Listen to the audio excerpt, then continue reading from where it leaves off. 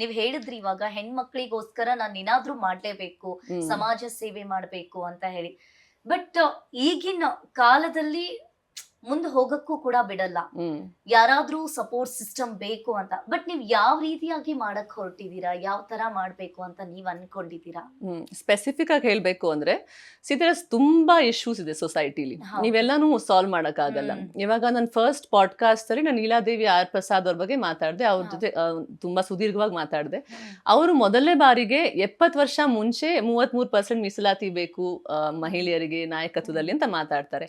ನನ್ಗೇನ್ ಒಂದು ಕೋಇನ್ಸಿಡೆನ್ಸ್ ಅಂತ ಅಂದ್ರೆ, ಅವತ್ ಅವ್ರೇನ್ ಮಾತಾಡಿದ್ರಲ್ಲ ಅದನ್ನ ನಾನು ನನ್ನ ಸಂಸ್ಥೆಯಲ್ಲಿ ಜೊತೆಯಲ್ಲಿ ಅಂತ ಅದನ್ನೇ ಮಾಡ್ತಾ ಇದ್ದೀನಿ. I am advocating for positions in leadership for women.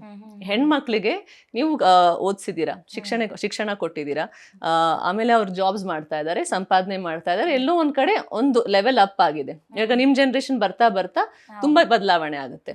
ಆದ್ರೆ ನಾಯಕತ್ವದಲ್ಲೂ ಅವ್ರಿಗೆ ಸ್ಪೇಸ್ ಇರಬೇಕು, ಅದು ಆಗುತ್ತೆ. ಒಂದ್ ಸ್ವಲ್ಪ ಟೈಮ್ ರೈಪ್ ಆಗ್ತಾ ಇದೆ. ಯಾಕೆ ನಾಯಕತ್ವದಲ್ಲಿ ಹೆಣ್ಮಕ್ಳು ಇರಬೇಕು, ಯಾಕೆ ಅಂತ ಅಂದ್ರೆ, ನಮ್ಮ ಇಶ್ಯೂಸ್ ಏನಿದೆ, ನಮ್ಮ ಕಷ್ಟಗಳೇನಿದೆ, ಅದಕ್ಕೆ ನಾವು ಉತ್ತರಗಳನ್ನ ಕಂಡಿಡಬಹುದು. ಗಂಡಸರು ಕಂಡಿಡಕ್ಕಾಗಲ್ಲ, ಅವ್ರ ಪ್ರಪಂಚ ಬೇರೆ, ಅವ್ರ ಇಶ್ಯೂಸ್ ಬೇರೆ. ಸೊ ನಾವೇ ಬೋರ್ಡ್ ಅಲ್ಲಿ ಇಲ್ದೆ ಹೋದ್ರೆ, ಟಾಪ್ ಇಲ್ದೆ ಹೋದ್ರೆ ನಾವ್ ಹೇಗ್ ಸೊಲ್ಯೂಷನ್ಸ್ ಕೊಡ್ತೀವಿ ಮಹಿಳೆಯರಿಗೆ? ಸೊ ಅದಕ್ಕೆ ಅವಶ್ಯಕತೆ ಇದೆ. ಅದು ಸಿಸ್ಟಮ್ ಚೇಂಜ್ ಆಗಿಲ್ಲ, ಪ್ರಪಂಚ ಮುಂದೆ ಬಂದ್ಬಿಟ್ಟಿದೆ, ಬಟ್ ಸಿಸ್ಟಮ್ ಚೇಂಜ್ ಆಗಿಲ್ಲ. ಅದಕ್ಕೆ ಅಪ್ಗ್ರೇಡ್ಗೆ ನಾವು ಒಂದ್ ಸ್ವಲ್ಪ ಸಪೋರ್ಟ್ ಮಾಡೋಣ ಅಂತ ಆ ಹಾದಿಯಲ್ಲಿ ನಾನು ಯೋಚನೆ ಮಾಡ್ತಾ ಇದ್ದೀನಿ.